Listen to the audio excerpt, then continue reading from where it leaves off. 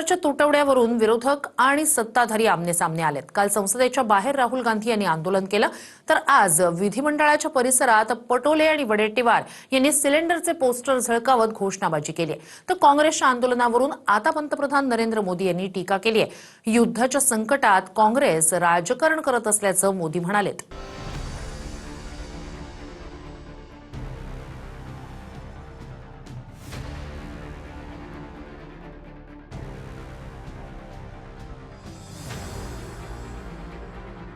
सिलेंडरसाठी महाराष्ट्राची जनता रांगेत लागल्याचं चित्र आहे।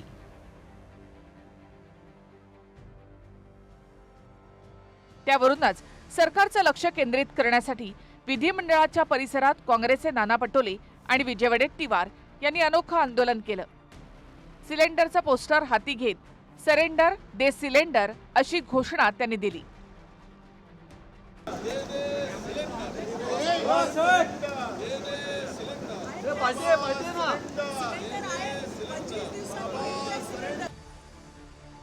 पंतप्रधान नरेंद्र मोदी अमेरिकेसमोर सरेंडर झाल्याची टीका राहुल गांधी करतायत।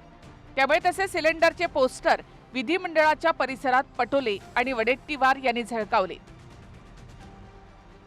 पटोले आणि वडेट्टीवारांच्या घोषणा सुरू असतानाच भाजपच्या आमदार चित्रा वाघ तिथे आल्या।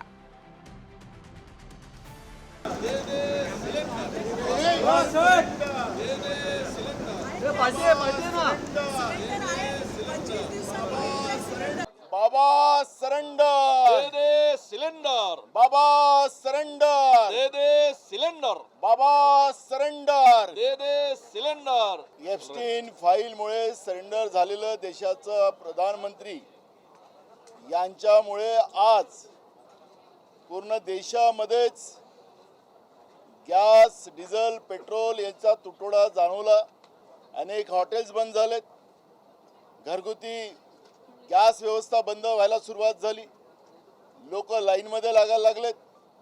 पण राज्याचं सरकार आणि केंद्राचं सरकार या सगळ्या परिस्थितीमध्ये जे सरेंडर झालेलं आहे अमेरिकेला, इस्रायलला जे सरेंडर झालेलं आहे, त्याच्यामुळे एप्स्टीन फाईलचा परिणाम, यांच्या पापाचा परिणाम हा आता सामान्य लोकांना भोगावा लागत आहे। गॅस बुकिंग बंद नाही।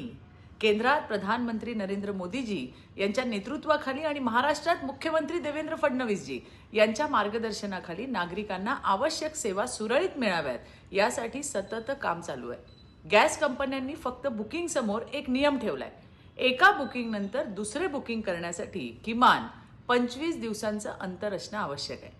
त्यामुळे कधी कधी 25 दिवस पूर्ण झाले नसतील तर बुकिंग होत नाही आणि त्यातून बुकिंग बंद झाली अशी चुकीची अफवा पसरते। काँग्रेसने राज्यभरात गॅस सिलेंडरवरून आंदोलनं केली आहेत। नाशिक जिल्ह्यातल्या त्र्यंबकेश्वरमध्ये काँग्रेसचे प्रदेशाध्यक्ष हर्षवर्धन सपकाळ यांच्या नेतृत्वामध्ये आंदोलन केलं गेलं। पुण्यातल्या सिंहगड रस्त्यावर चूल पेटवून काँग्रेसच्या कार्यकर्त्यांनी सरकारच्या विरोधात घोषणाबाजी केली। सिलेंडरचे 60 रुपयांनी वाढवलेले दर मागे घेण्यात यावेत अशी मागणी काँग्रेसच्या कार्यकर्त्यांनी केली। बुलडाण्यामध्ये जिल्हाधिकारी कार्यालयासमोर चुलीवर भाकरी करून आंदोलन करण्यात आलं।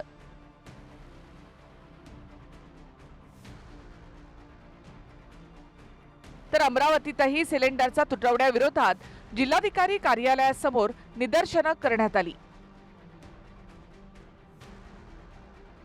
इथे देखील काँग्रेसच्या कार्यकर्त्यांनी चूल पेटवून केंद्र सरकारच्या विरोधात घोषणाबाजी केली। इथे संसदेच्या बाहेर सलग दुसऱ्या दिवशी काँग्रेस आणि इंडिया आघाडीच्या खासदारांनी सिलेंडरची पोस्टर हाती घेत निदर्शनं केली।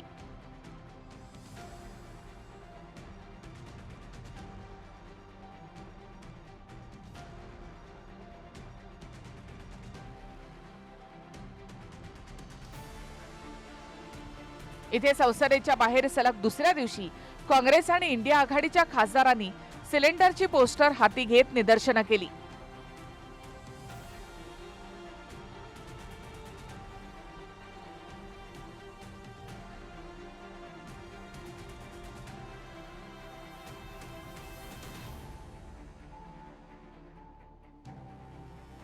तर इंधन आणि LPG वरून काँग्रेस देशभरात संभ्रम तयार करत असून हा काँग्रेसचा राजकीय अजेंडा असल्याची टीका पंतप्रधान नरेंद्र मोदींनी केली.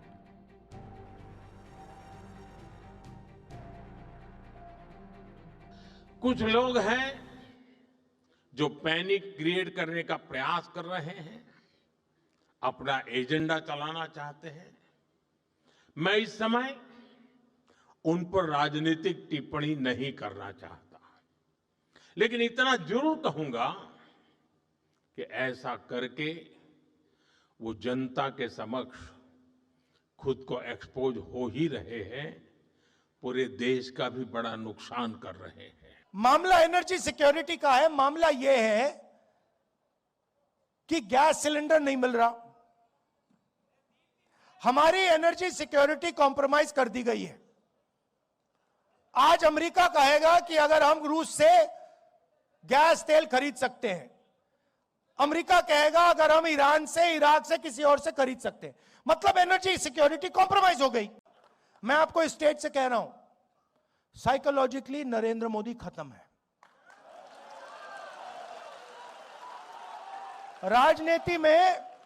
राजनीति में हार पहले हो जाती है. हार पहले यहां होती है, मन में यहां पे हार हो जाती है, उसके बाद होना ही होना है. तर सिलेंडरसाठी रांगा लावू नका, तर ऑनलाईन बुकिंग सुरू असून ऑनलाईन बुकिंग करा असं केंद्र सरकारकडून सांगण्यात आलंय. एलपीजी डिस्ट्रीब्यूटर के पास जाकर लाइन लगाने की आवश्यकता नहीं है. There is a system of online booking and large number of people, I mean you can see almost 83% of the people have booked the cylinder either through IVRS, SMS, WhatsApp booking or mobile application of the OMC. Mobile application के द्वारा gas cylinder की booking की जा सकती है. कृपया उसका उपयोग करें. ठाकरेंच्या शिवसेनेचे खासदार संजय राऊतांनी भाजपच्या नेत्या स्मृती इराणी यांना खोचक टोला लगावला. राऊतांनी ट्विट करत स्मृती इराणी यांचा फोटो पोस्ट केला, ज्यामध्ये इराणींच्या बाजूला सिलेंडर ठेवला असून लापता लेडीज असा मजकूर लिहिला आहे. काँग्रेसचं सरकार असताना स्मृती इराणी सिलेंडरच्या वाढत्या दरांवरून आंदोलन करायच्या. त्यामुळे सिलेंडरचा प्रश्न निर्माण झाला की स्मृती इराणी यांना सोशल मीडियावर ट्रोल केलं जातं. संजय राऊतांनी देखील इराणींना घेरण्याची संधी सोडली नाही. Bureau report, TV9 Marathi, Mumbai.